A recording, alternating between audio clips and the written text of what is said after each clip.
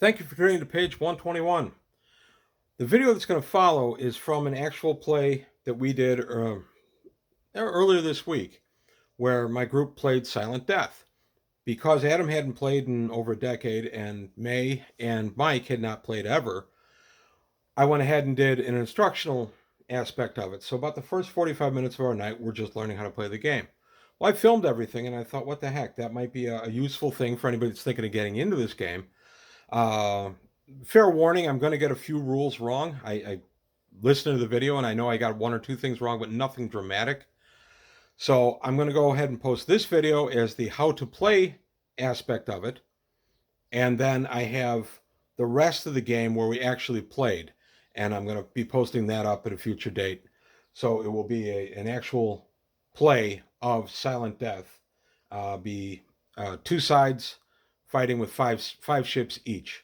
But I go ahead and I go through the setup of the game, how you play and everything in this video, and then the next video will be the how you actually the actual play. So I hope you enjoy it. Let me know what you think, and here we go. Okay, I am here with Mike. Say hi, Mike. Hey, Mike. Adam. Hi. And May. And I'm of course Tony. We're going to be playing some Silent Death today. Adam has played this game before, but Mike has not and May has not. It's been a long time. Yeah, it's been at least a decade since Adam played it. So we're going to go ahead and look over the ship sheets. Got to be careful how you say that. And I'm going to explain the entire game to them. So that's what this will be about. So first thing, everybody's got ship sheets. These each represent two separate ships. So if you look at your setup, Adam, you actually have the ships that are on your ship sheet. Oh, cool. Oh, wow. That's very rare for me, by the way. I'm substituting a lot of ships tonight. Should I give these little ones to you then? Nope. I'm going to, as we go. So basically, the ship sheet is what you're playing. It's a tabletop combat game. You're in outer space, and for reasons, you're fighting each other. And I did not come up with a scenario for this because it's unimportant. This is a tutorial. It's not. There are different houses and groups that fight each other and such, but it's not important. I don't like your ships. I think they'd look better as debris. Pretty much, yes. And this game is all about the space combat. There's no role-playing arm to it or anything. This came out of the Space Master universe, which was very popular in the late 80s, early 90s. Space Master is a pretty good game, and if you want big, complicated charts, that's your game. But they decided to destroy the universe, I think in the early 90s, when everybody was blowing up their universes, and they decided to roll it into Silent Death. So Silent Death is the actual successor to that universe. And in Silent Death, you're in smaller ships. Why? Why are you in smaller ships, you ask? Well, I'll tell you. Just calm down. Basically, you're in smaller ships because there's an evil force in space called the Night Brood. And they inhabit planets. They go deep underground and they sleep. And all they want to do is sleep. Big violence wakes them up. So if you have a big ship or big bombs going off, it disturbs their sleep. They come out and they wipe whole solar systems of all life and then go back to sleep. That's the reason for Silent Death having smaller ships. They stay under the threshold that will wake the Night Brood. The hatchlings, they're also called. If anybody plays Warhammer 40K, basically they're the Tyranids. Sounds a lot like the Necrons too. Yeah, they're actually closer. Well, they act like the Tyranids, they look like the Tyranids, but yeah, it's more like the Necrons. They sleep like the Necrons, wreck up the place, and then usually just leave. And they have a slave race that is awake while they're there, and they're building stuff underground. All their ships are organic. They're actually kind of neat. Okay. They'll ram into your ship, and then they'll bore inside, and there are rules for them to come in and eat your crew. So there's ship melee? Yeah. That's awesome. You can't run your ship without your crew, so they just send these borer ships in, and they get in, and they kill your crew. But we're not going to be using the Night Brood tonight. By the way, whoever holds the IP for Silent Death, please get on the stick. We've been waiting for the new Night Brood set for years now. We're really interested, so if you could. So basically, this is the ship sheet. And I'm going to show you guys first. See, it says BPV right there. If you turn it sideways, it's the upper right or upper left corner. Mm-hmm. That's base point value. That's the value of your ship before you add in the crew. The crew is listed in the upper right and then by the weapons. And these are all the people that are aboard your ship. So in my case, for the Genie, that I'm using as my example. I have a pilot who has a pilot skill and a gunner skill, and then I have 2 gunners. So there's 3 guys on this ship. And the same is true for most of the other ships out here. May's got 3. So I tried to keep it pretty even. So the idea behind the game is that I'm going to blow your guys up. You guys are going to blow my guys up. We want to be spreading fields of debris by the end of the night. And there are, like I said, there are power groups. There's even Odin worshippers in this universe. Odin worshippers? Odin worshippers. That's yes. awesome. Yeah, the secret archdiocese, they're called. Why haven't we kept playing this game, Craig? I didn't say that, Craig. So I'm not going to get buried a ton in the universe lore, so much as in the game stuff. So I've explained the total. So you look at the total value. It's the base point value plus the value of the crew. For my genie, it would be 218. May's got a Storm 2 there. That's 127. And for all 3 people who still studiously play this game and know that these ships don't go together by faction, good job catching that, because they don't. I just pulled out some ships that would balance each other for a tutorial. If we go on playing this, yeah, we'll do it. I'll give you guys sheets, and you can whip up your own crews. The crews tonight are very, very even. So looking at here, you've got the little diamond, or the little hex in the center, and it's got the little picture of the ship. That's what your ship looks like. I actually have... Oh no, I didn't use them. Oh yeah, I did. I have them. An actual ship. So these are Lance Electras. And the profile is what the ship looks like. So we have Lance Electras in our group. So basically, you're looking at the hex. You go to the upper left, and it says defensive value. That's the defensive value. That's your armor class. That's the number I need to roll on my dice in order to hit you. I have to meet or exceed that number. Then you go to the opposite side, damage reduction. You're going to see how much damage you take away from what I do. It's usually 2, 3, or 4. In my case, it's 0 on the genie. Glad I won't be flying the genie tonight. And then if you look at the bottom, it says drive. That's how many hexes you can move in a turn. And the way you move the ship is very, very simple. You get one that stays on its base. You take the ship. Gotta move this for a second. You take the ship. It has to face a flat side of a hex. And in our game, wherever the letter is, where'd it go? There it is. Wherever the letter is on the base, that's the direction the ship is going. So if your ship gets turned, we're not going to pay attention to that. We're going to care what that's doing. So if there's any question. And it's illegal to have them facing like this. They have to be to a flat. So if this guy has a 13-inch move, I can go 1, 2, 3, 4, 5, 6, 7, 8, 9, 10, 11, 12, 13. Or I can go 1, 2, 3, 4, each turn costing 3 points. 3 movement points. Then I have to go straight at least 1 hex. 5, 6, 7, 8, 9, 10, blah, blah, blah. Okay? That's the basic movement. Now, there's something else you can do. We use some optional rules, so I'll try to call those out as we play. You can do something called a tight turn. A tight turn is you just yank the wheel and throw the thing into a spin. And I love that because it's not really how any of that stuff works in space, but what the heck, it's cinematic as heck. You get turned into pudding. Yes, you do. Yeah. Babylon 5 was so excited when their ships could spin around and the guy could start going the other way. I'm like, oh, the guy's soup. He just pulled like 15 G's. Yeah. But you have a tight turn cost, and the tight turn cost is... 4 plus 3 on this? Yes. Generally, it's a D4. My tight turn is a D4 plus 3 also. I gave everybody decent pilots. So all I do, so I've got a guy behind me, and he's already moved, and he stopped his move here.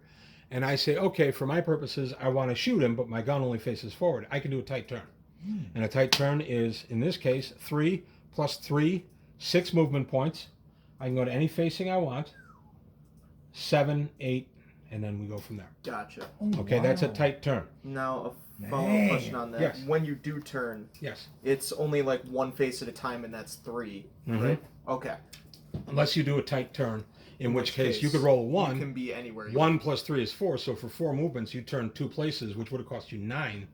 But, as I said, when you turn in this game, you have to go, I'm going to make my turn, 3, I can start with my turn, At least 4, once. 5, 6, 7, 8, 9, 10, 11, 12, 13. So you can turn, but you can also do something kind of cool called a side slip. And this is an optional rule that we're using. Basically, for 2 points, as I'm moving forward, I go 1, 2, 3, 4, 5, 6. And there are going to be times, believe it or not, where that'll actually serve you well. Yeah. There are some guns, I don't think we have any in tonight's game, but there are some guns that only shoot in the set of hexes directly in front of the ship. So side slip is your best friend then when that happens. I don't think we have any in this group. But that's movement. You don't carry any momentum from phase to phase. So if I end on 13 the next round, I can choose to stay in place. I don't have to move. But I don't carry it over. There are space games that carry over the momentum, and those are a lot of fun, but those are also time-consuming. So that's movement in a nutshell. I'll correct this as we go forward. I want to show everybody real quick the firing arcs for your weapons. Here are the firing arcs. Every ship has some kind of code on it that says FQL, F, FQR, and then same in the back. This is front quarter left. Why it's in quarters, I don't know, because it's easier. Oh, yeah. Yeah. Forward, front quarter right. And then if you look at your guns are going to say, on my ship... Oh, so the ion ram on my ship would be F, which would only be on and on a 60-degree cone to the front of the ship. Okay. Just like a mech fires in Battletech. Yeah. Okay? There's a lot of similarities between this game and Battletech in a spiritual sense, not in the actual rules. So if my gun here, my splatter guns only fire in this arc, they don't fire front. I can only fire at stuffs there. And I have a range limit on all my weapons. In my case, it's 2, 6, 10. 10 is the furthest out I can shoot. And that's at a -1. So from 1 to 2 is a +1. Up to 6, 3 to 6 is flat. And then anything longer, or anything up to 10. 7 to 10 is -1 to hit. Okay. A lot of this game takes place within 10 hexes of each other. There are guns that shoot much, much further than that, but a lot of this game takes place in that. Okay? So that's basically combat. I'm going to show you, I'll show you missile lock next and torpedo launch, because that's right there with the guns. I have one other question. Yes, sir. Regarding my ship and one of the Mays, it says target SR less than or equal to 15. Yes, I'm going to explain it. Okay. Thank you for asking. It's called speed restriction. If you are a speed restriction of 15 in the base rules, and I have a ship that does 16, my movement is 16, You can't fire. you can't shoot me. Okay. We play the alternate rule that you can shoot me -1 for every level you're under. So if your 15 limit is trying to shoot at my 16 ship, then you're -1 to hit me. Gotcha. So that's how we play speed restriction. That's an Okay. alternate rule, and that's what I use. So speed restriction is the faster you are, the harder it is for You're me more to hit nimble. you. Yep. Okay. But in this game, the more nimble you are, the more lightly armored you are. Yeah. Some of your ships are very lightly armored and have very little health, life, whatever we're going to end up calling this. Okay. Okay? So, that was a good question. Thank you. We're going to go to missiles next. I think everybody's got missile launchers. I don't know if every ship has them, but I know each side has them. So you're going to look at the missile launchers and you're going to go, okay, there's my missile launcher, and it's lock on my 7 or under. That's based on the gunner who's sitting in the thing. So this is gunner A. Gunner A has a 7. I forgot to erase that. It's supposed to be a 7, not a 9. He's got a 7 gunnery skill, so I have to roll a 7 or less on a 10-sider. And it's funny because everything else is or greater. But in this case, so I get my 10-sider. There we go. I get my 10-sider, I throw it, and I rolled a 7. My missile's locked on.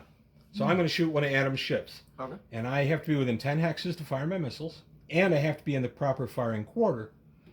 In this case, the missile launcher on my ship is a 360. So we have to be less than 10 or less apart. There's no modifier for distance for missiles. I simply take a missile icon and put it on your base. We do the rest of the turn. On the last stage of the turn, we find out what happens with the missiles. Okay. Okay? And then torpedoes launch in the same phase 1. I'm going to go through the phases. They launch in the same, but they just launch. They travel from your target, from you to your target. That's awesome. Yes. There's no to hit needed, but there's a lot of ways to stuff these. Okay. So There's my little missile, which I'm working on bigger, fatter ones that we can see better. Yeah. But there's that little one. That's not a missile, that's a torpedo. Let me show you. Yep, that little orange thing you can barely see, that's the Yeah. torpedo. I'm working on a bigger warhead, and I'm going to color code them because you have Mark 10 through Mark 50. Wow. Each mark, upon exploding in your target, is worth a die 12. So you can do 5 die 12 damage to a Man. ship if you hit it. That's spicy. Yes. But there's some catches. If you continue looking on the sheet, I don't have one on my Genie. You have a little box. Can I borrow this for a second? Mm-hmm. You have a little box here that has decoys, point defense, damage control, etc., and then the tonnage of the ship. So the decoys, you can fire decoys to lure my torpedo off target. Okay? Or you can point defense it. You can try to shoot them on a 1 through 8 out of 10, but only up to 3. And then damage control is you can try to restore hit points to your ship. You don't get any functionality back, but you do get basically hit points back. Wow. And you can do that once per turn too, if you haven't moved, if you haven't fired, if you're not damaged. So in other words, we won't be using that pretty much, but it is something you can do. So I'll give you that back, Benny. There are the firing arcs. I will be happy to go over all this as we play. You don't have to memorize any of this nonsense. Okay. All right. I'm going to go through the turn sequence now because I went a little out of order, but it's no big deal. Turn sequence, the warhead launch phase. That's where we launch torpedoes and missiles. I'm sorry, missiles first, then torpedoes, but they both go in the same phase. Okay. Anybody who's conscious in the vessel can launch torpedoes. And I can't find the rule because I think it's in another source book. We always played that you could flush your tubes and launch every torpedo in one segment if you wanted to. So if there's a little gnat out there who's been dodging around, you haven't been able to hit him, torpedoes can be a good way to get rid of him if you launch a bunch. If you launch just one, there's a good chance he's going to get away from it. So that's the warhead launch phase. Then the ship moves. So then we go by initiative. We throw a 10-sider. We have the highest pilot on each side. The ones who lose, like in Battletech, have to move the first ship. Okay. And our game alternating tonight, side by alternating, and you guys, no matter what, would have the last move if you won the initiative. Then from there, we start going to gunnery skills. Who has, not pilots, who of the actual gunners actually has the highest gunnery skill? They go first. There's no die roll involved. It's strictly that. So that's to encourage you to invest points in your crew so you can go faster and you also hit better. So What happens when we're tied? If we had the same gunnery we do a lot tonight, simultaneous damage. Just like in Battletech. This game goes sequentially. If I have an 8 gunner and I blow up your only gun, that gun is done, does not get to fire the rest of the game. It's like Warhammer. Yes, Okay. it's sequential like Warhammer, unless you tie. If you tie, it's simultaneous like Battletech. Okay. Again, a lot of spiritual connection to Battletech in this game. That's cool. Okay, so now we're at the movement phase, and we'll go through that. And interesting thing in the warhead launch phase is if I have torpedoes that I've launched, they stay in my hex. And I've launched them at Adam's ship. They stay in my hex till Adam's ship moves. Then they are the next thing on the table to move. And they move way more dangerous than some silly old ship. These guys don't pay for turns. They go 12-inch move. They start in my hex. They go 12-inch move, has to take the most direct route, and then detonates when it gets in your hex. That's it. There's no roll to hit. Oh, Oh, cool. wow. And if it's a Mark 10 or a Mark 50, it doesn't matter. All the rules are the same. Now, can they sideswipe? Or side Side slip? No. side slip? But they have to travel. So they have to stay flat to a hex, and they have to travel. But from here, if you were somehow around behind me, well, you couldn't actually. They can do anything. So if there's asteroids out here, something like that, they can go around the asteroids. Once they're locked onto a target, they stay on only that target. You can't repurpose Oh, they them. lock on. Okay. And once they're locked okay. on, if the ship is destroyed, you've wasted your shot. If the ship jams it or dodges it, and I'll explain that in a minute, the torpedo is wasted. Ooh. It doesn't fly past the ship and turn around and come back. Oh, Once they get to where they're supposed to go, if you dodge it, and I'll explain dodge in a second. Okay. If you dodge it, congratulations, that torpedo's out of play. Okay. Okay, how you dodge torpedoes? You dodge torpedoes by taking your pilot skills, so in my case would be a 7, and I throw a 10-sider. So I throw a 7, so I have a 14 so far. I am dodging 5 torpedoes that were launched by one ship at me. I now take my 14 minus 5 becomes a 9. And then, oh yeah, minus 5, and then another minus 10. If I have a positive number, I dodge torpedoes. If I have a negative number, I don't dodge anything. Oh, wow. That's why we played with the rule a billion years ago, and I still play with the rule that you can flush your torpedo tubes. You've got that one really annoying ship that's going to be overkill, but you say the heck with it, and you fire 5 torpedoes at him. Okay. You're going to probably get him, but if he rolls really, really well, you may not. Ooh. So, Roll for each missile. no. Missiles go in, thank you. Missiles go in clumps of 5 or 10. You decide when you launch them. Here's how missiles attack. 3, I'm going to launch 10 because it's easier to explain. 6. These are my D&D dice, by the way, in case anybody's wondering. I have actual dice for this game, but not enough of each. Okay, so there's my dice. 10 missiles, 1 6-sided for each missile. My defense is a, what's your defense, May? 12. 12. I have to roll 12 or higher out of this mess. Oh, okay. Okay? Oh, wow. Okay, You got so it. I did it. Okay, but damage is the highest dice rolled, or if I'd rolled 5, all of my highest dice, and 10, because 1 for each missile. So all this mess would end up being 16 damage. Oh, wow. So it ends up kind of not being worth it sometimes, and Yeah. definitely when you fire 5. Hey, Mike, I was getting worried about you. You're never late. Wasn't that? I couldn't believe how. We're all cleaning up after the derecho here in Chicago, so Mike was a little later getting here than normal. That was my wife, Jerry. She's not joining us tonight. That's okay.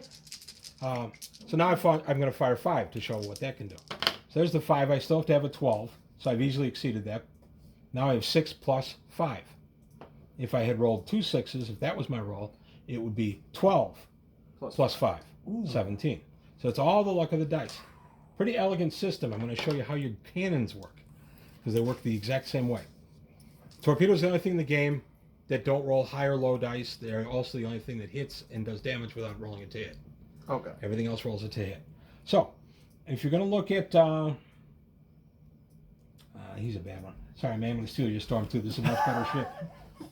The Storm 2... Just too cool. Yeah. The Storm 2, I'm going to use the Impulse Gun. The Impulse Gun can fire in any direction, 360, because this is a 2-dimensional game, not a 3-dimensional. Your to-hit dice are 2 die 8 plus whatever your pilot's rating is, whatever his bonus is. In this case, it's a die 8.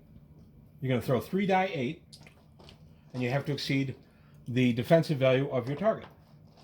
So if my target has a defensive value of, say, 12, 3 die 8, there you go. That's only 7. I missed. Ooh. Okay. Okay, but now for demonstration purposes, let's say I hit. I have to roll enough to hit. Okay, perfect. Yeah. Okay, now I look at my damage. That's 16, 19 to hit. Now I look at my damage, and my damage is high. So I don't throw away the to hit roll, because that's going to determine my damage too. In this case, the high roll is 2 8s. That's 16, and I checked here to see if I have any bonus on the weapon itself. So like my hammer, it has low Oh. +3. It would be the 3 plus 3. Yes, Mm. and there's some splatter guns that are +6. Okay. Oh, wow. So it's always high. So if the roll had been, say, in this case it's high. If the roll had been this, then 8 would have been my damage. Right. Mm. Okay, now I take off your damage reduction, which is usually 2, 3, or 4 points. 1, 2, 3, 4. And I take off 4 in that case, so my 8 damage then becomes 4.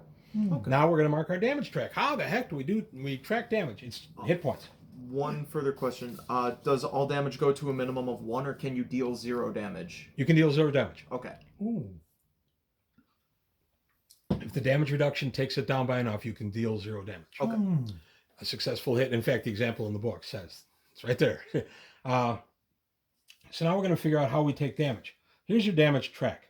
Think of each square as your hit points. Hmm. And hit points, inside the square, you're going to see these different little icons. There's the box, Mm. there's the big W, there's the 12, another box, etc. As I cross off these boxes, so the first 4 points of damage I would have taken would only get me to here. I take no damage to my craft. But if it had been 5, once I get to 13, I look at the next highest box number. That's now my drive. Ooh. My drive went from a 13 to a 12. Oh. Okay. Ooh. Then I lose my movement points. You can only lose defensive value through critical hits. If you get into any star like that, that's an automatic critical hit roll. Critical hits can kill your pilot. They can blow your ship up. They're always bad. So don't take a crit. You're going to take a crit. Right, but like, don't take a crit. Right. And then at the very end of the damage track is an X. You get to the X, no matter how you get there, Dead. the ship is destroyed. Mm. And you can play campaigns where you have ejector seats and guys get picked up and all this stuff. And there's all kinds of rules for that.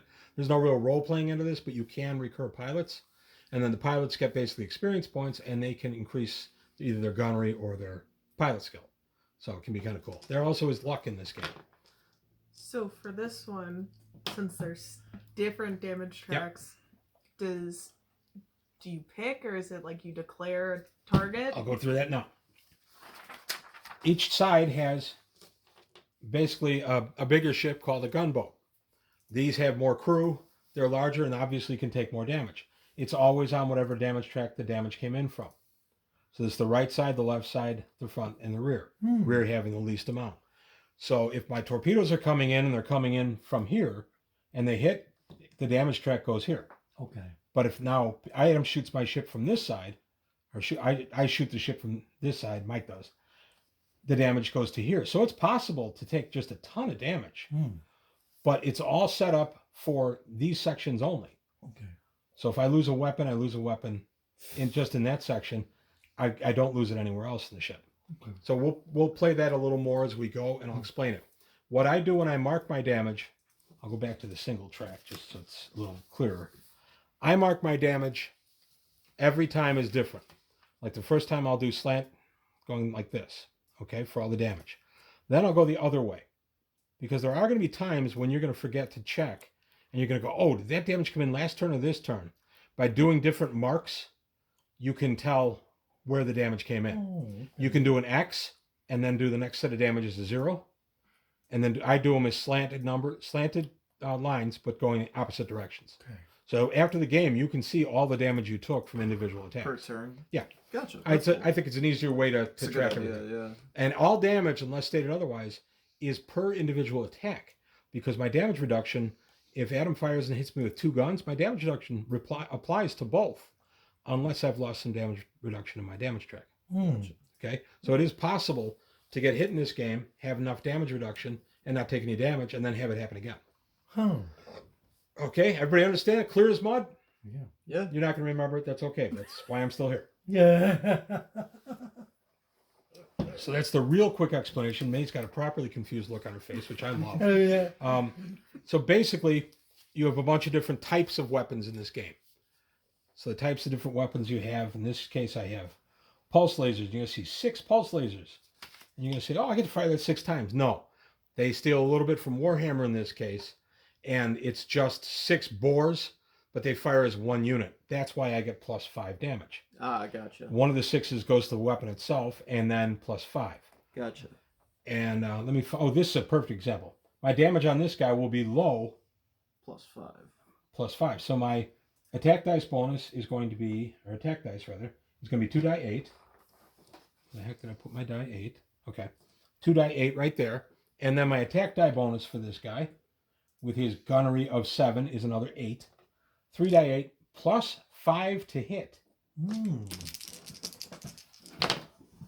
So yes, I easily hit even a fast ship. Oh. And my damage, though, is low. So in this case, the 3 is my damage, plus 5 becomes 8 damage. Okay. Oh, That's still a hefty hit. Yeah.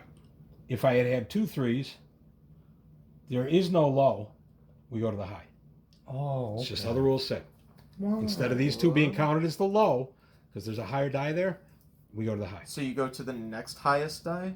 You go to the highest result. And again, I may get a few things wrong, but Wait, so if there are 4 dice here and it's it'll like... never be 4 dice. It's always 3. Oh, okay. Okay. It's always 3, but it could be a mix like that, or on some gums with some pilots it'll be that. Okay, so it's never going to be more than 3 dice? No, not for the cannons. Okay. All right, so that's clear as mud. That'll become clearer while we play. Yeah. That doesn't make any sense until you use it, and then you go, oh, okay, that's pretty straightforward. I've already talked a little bit about decoys. If you get a torpedo on you, then we'll talk about using a decoy and stuff like that. Okay. I think that's pretty much what I've got. If you look, some of these sheets have the pulse laser spec, the safe Adine specs, which is a type of weapon, and the splatter gun specs. And this game had 20 or 30 supplements, and it's one of those games where certain things are spread out in certain supplements. So some of the rules you have to find. I could not find the rule that said we could fire all our torpedoes at once. That might even been a house rule we played under, but I've always played it that way. So, Okay. any viewers that are watching and happen to know what book that came from, please let me know. I couldn't find it in the core rule book. Okay, damage track as we go. The little T, let me make sure I've got this right.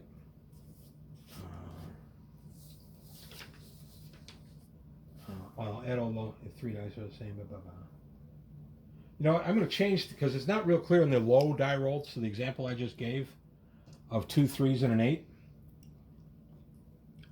I'm going to change, and I'm going to still say these are low, because the rule is written is kind of confusing. Okay. So this will be low. We're not going to default, but anything that's medium will default to high. Okay. So that way, that's how we'll play, and then high. So if I have medium, if I had a 8 5 3 and my damage is medium, the 5 is my damage. Oh, okay. But if you okay. have 2 3s, you just go to the 8. I go to the 8. Yep. So, and it doesn't matter if it's good damage or bad damage. If I could throw 10 6-siders for my missiles, and I roll all 4s and 1 5, 5's the high die. Wow. It's 5 plus 1 per missile. I actually had that happen one time in a 10 die roll. The highest die I rolled was 1 5. Everything else was below it. Wow. Yeah. Oh. Man. Okay.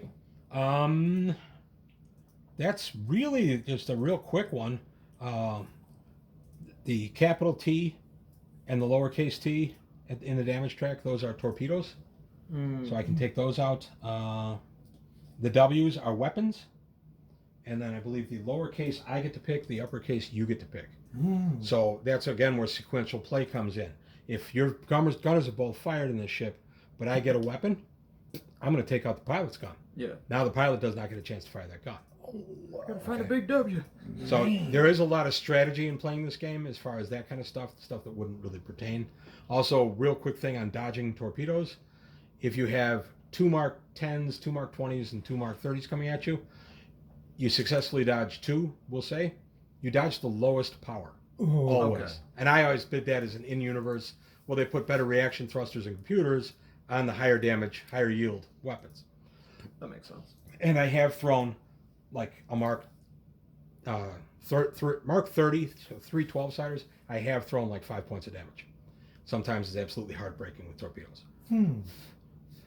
Okay, so now the next thing we would end up doing is setting our ships, and I'll explain the rules for that.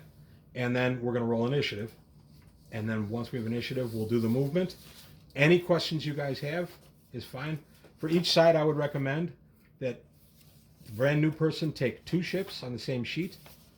And then the more experienced person, being Adam and I, take the big ship and the other 2 small ships.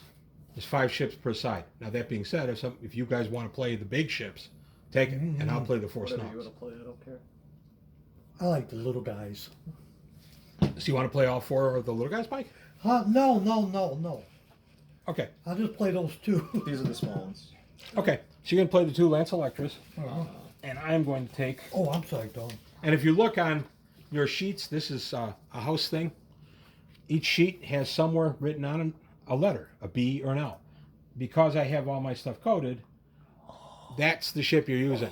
So if you have cool. exact duplicate ships out there, which we do, you then default to what the letter is on the base. That's something I did back in the 90s. Those are Zipatone letters. They're still on. They've been on there for almost 30 years. Okay, that's the end of the instructional part of it. The rest of the video that I'm going to be putting out in another time is going to be the actual play of the game and the fun that we had doing it. Silent Death is a lot of fun. We really enjoyed ourselves. So that'll be the next video in this set, and that'll be out sometime probably later in the week. So let me know what you think, if the instructional video was any good, was useful, and then of course once I have the actual play out, let me know what you think of that. I'd be interested in doing videos like this where I do instruction of how to play a particular game, and then we do the actual play. I know my guys enjoy playing these different games, so let me know what you think, and if you're interested, just leave a comment below. But that's it. I want to thank you for your time. Thanks for watching. Like and subscribe. As I said, leave comments below. And if I got anything horribly wrong, please let me know. But I didn't catch anything either when I ran it or when I watched the video.